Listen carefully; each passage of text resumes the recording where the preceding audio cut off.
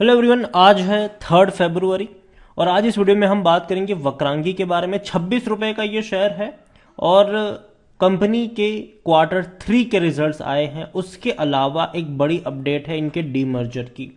Video में हम उसके बारे में भी बातचीत करेंगे, लेकिन उससे पहले अगर आपने अभी तक चैनल को सब्सक्राइब नहीं किया है तो प्लीज़ अभी इसे सब्सक्राइब कर लीजिए, क्योंकि आगे भी बहुत सारे वीडियोस हैं जो आपको काफ़ी ज़्यादा हेल्प करेंगे। तो 26 रुपए का शेयर है वक्रांगी का। और कंपनी अगर आप एक महीने में देखें तो पिछले एक महीने में वक्रांगी लिमिटेड के शेयर में तकरीबन 7% की गिरावट भी देखी है। लगातार टूटा है, थोड़ा सा बाउंस बैक भी दिखा है तो वापस टूट गया। इवन अगर आप एक साल की बात करोगे तो पिछले एक साल में वक्रांगी का जो शेयर है वो 32 से 33% तक टूटा है। ग्राफ काफी इंटरेस्टिंग है। जब भी कोई बड़ी रफ्तार आई उतनी ही तेजी से नीचे की तरफ टूटा, जब भी कोई बड़ी रफ्तार आई उतनी ही तेजी से लगातार टूटा है ये।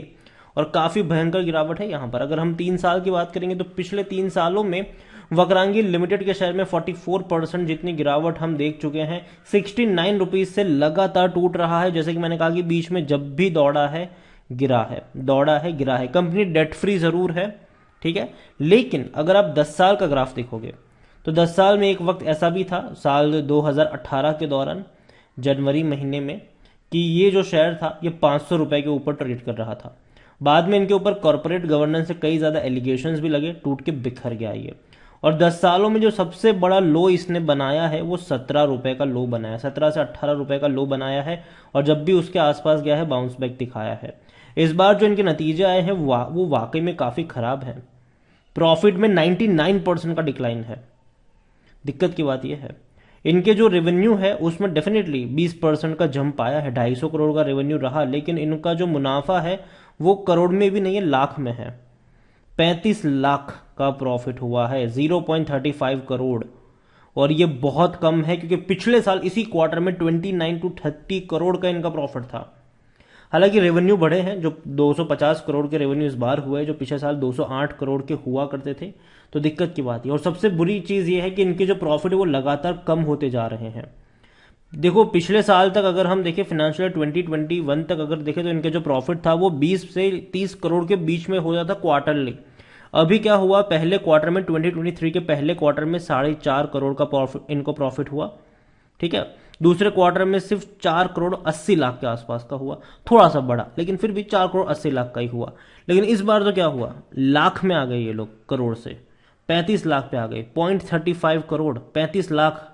तो ये वाकई में काफी खराब इनके रिजल्ट्स हैं। और शायद जब मंडे को मार्केट खुलेगा तो शायद अच्छा इंपैक्ट नहीं देखने को मिलेगा। लेकिन एक बड़ी अपडेट भी है कि Vakrangee receive NCLT approval for D merger of इस गवर्नेंस एंड आईटीईएस डिवीजन। देखो वक्रांगी इज ऑलरेडी एक लिस्टेड कंपनी है और आने वाले दौर में वो अपनी V L e governance and IT solution जो है उसको एज सेपरेट एंटिटी के तौर पर लिस्ट करने वाले हैं। The board has approved the merger of the governance and ITES division in November 2021। देखो बोर्ड ने तो अप्रूव कर लिया था 2021 में, ठीक है, तब से लेकर अब तक एक साल से भी ज्यादा का टाइम हो गया। Subsequently, in connection with the composite scheme of arrangement, the company has obtained consent from SEBI। देखो सेबी से भी कंसेंट लेना जरूरी है और एनसीएलटी से भी अब इनको अप्रूवल मिल चुका है, जो कि अगेन एक अच्छी बात है इनके लिए।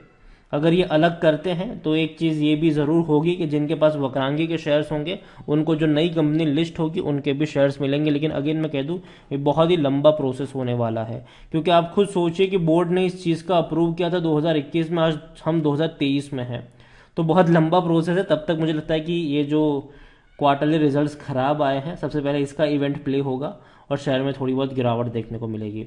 कंपनी को लेकर देखा जाए तो प्रमोटर की होल्डिंग अच्छी है और उसके बारे में भी हम बात करें उससे पहले एलआईसी के पास 6.22% की होल्डिंग है। एलआईसी 6.22%। वक्रांगी देखा जाए तो वॉल्यूम्स से इसके काफी कम रहे हैं, सिर्फ 25 से 26 लाख के ही वॉल्यूम्स हमें देखने को मिले हैं।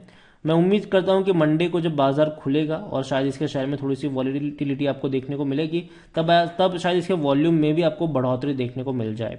वक्रांगी को लेकर अगर हम देखें तो according to money control user बेचने की बात कोई नहीं कर रहा है, हर कोई कह रहा है खरीदो, खरीदारी करिए तो बने रहो, लेकिन मेरे हिसाब से टूटेगा, अभी थोड़ा बहुत टूटेगा। कंपनी को लेकर अगर हम देखें तो कंपनी के डिविडेंड की अगर हम बात करें तो डिविडेंड पे कर रहा है ये, लेकिन बहुत ही खराब है, ठीक है, कोई अच्छा नहीं है। पिछले साल से 5 पैसे का पे किया था, उससे पहले 10 पैसे का पे किया था। कंपनी के अगर हम रेवेन्यू देखें तो वो लगातार टूट रहे थे, लेकिन अब बढ़ रहे हैं और ये अच्छा साइन है। यहाँ पर अगर आप देखो तो 6,500 करोड़ के रेवेन्यू, हालांकि तब शेयर भी आपको 500 रुपए के आसपास ट्रेड करता हुआ नजर आ रहा था। बाद में टूट के 1500 पे आया, फिर 685 पे आया, फिर 314 पे आ गया।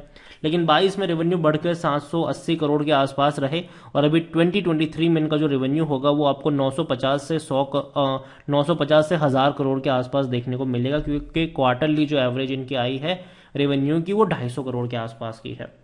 कंपनी में हम देखें तो इनका जो पी रेशियो है वो 25 का है, अब इस गिरावट के साथ कम हो चुका है।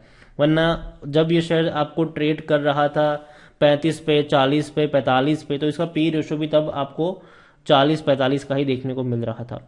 सेक्टर पी 27 के करीब का है, थोड़ा सा सस्ता जरूर हुआ, लेकिन मुझे लगता है कि जो इनके रिजल्ट्स आए हैं उसको मद्देनजर रखते हुए शायद थोड़ी सी और करेक्शन आप यहाँ पर एक्सपेक्ट कर सकते हो। लेकिन अगर नीचे की तरफ टूटेगा तो रिस्क लेने के मौके भी बढ़ेंगे। यहाँ पर शेयर होल्डिंग में देखा जाए तो प्रमोटर के पास 42.60% की होल्डिंग है, प्रमोटर का एक भी शेयर गिरवी नहीं है, और कंपनी डेट फ्री है, एक भी रुपए का कर्जा नहीं है इनके ऊपर। म्यूचुअल फंड के पास कुछ भी नहीं है, 6.32% डोमेस्टिक इंस्टीट्यूशन के पास है। एफआईएल्स के पास 7.93% की होल्डिंग है। रिटेल के पास अगर हम देखें तो 20.75% की होल्डिंग है। अदर पार्टीज के पास 22.41% की होल्डिंग देखने को मिल रही है। ओवरऑल वक्रांगी को लेकर मैं इतना ही कहूंगा कि नतीजे अच्छे नहीं है, तो हो सकता है कि टेम्पररी आपको यहाँ पर एक गिरावट देखने को मिल जाए। और जो इनका डिसीजन है अपने कंपनी को डीमर्ज करने का, मेरे हिसाब से वो अभी उसको प्ले होने में थोड़ा सा टाइम लगेगा। अभी तो जो Q3 के रिजल्ट्स आए हैं सबसे पहले उसको ध्यान में रखते हुए इसका शेयर रिएक्ट करेगा, और नतीजे उतने अच्छे नहीं हैं, तो मेरे हिसाब से यहाँ से शायद हो सकता है कि आपको ये 23 रुपये 24 रुपये के आसपास भी ट्रेड करता नजर आ जाए। लेकिन वक्रांगी का शेयर अगर 20 रुपये के नीचे गया मतलब खरीदारी के मौके बन जाएंगे।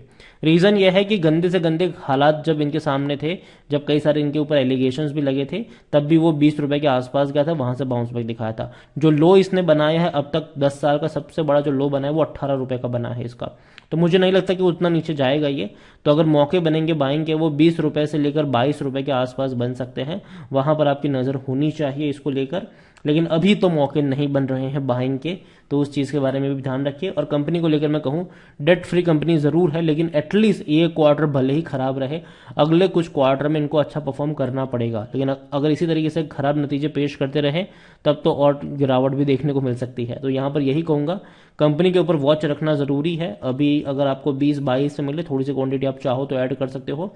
बाद में अगले क्वार्टर्स पे भी नजर रखना जरूरी इस पर रहेगा कि इंप्रूवमेंट आता है कि नहीं, यहां पर वही देखने के लिए। तो वीडियो को यहीं पे एंड करूंगा। पसंद आया हो तो लाइक करो, शेयर करें। चैनल अगर पहली बार आए तो प्लीज सब्सक्राइब करें, और वक्रांगी के बारे में क्या सोचते हैं वो भी आप मुझे कमेंट में लिख के बता सकते हैं। Thank you.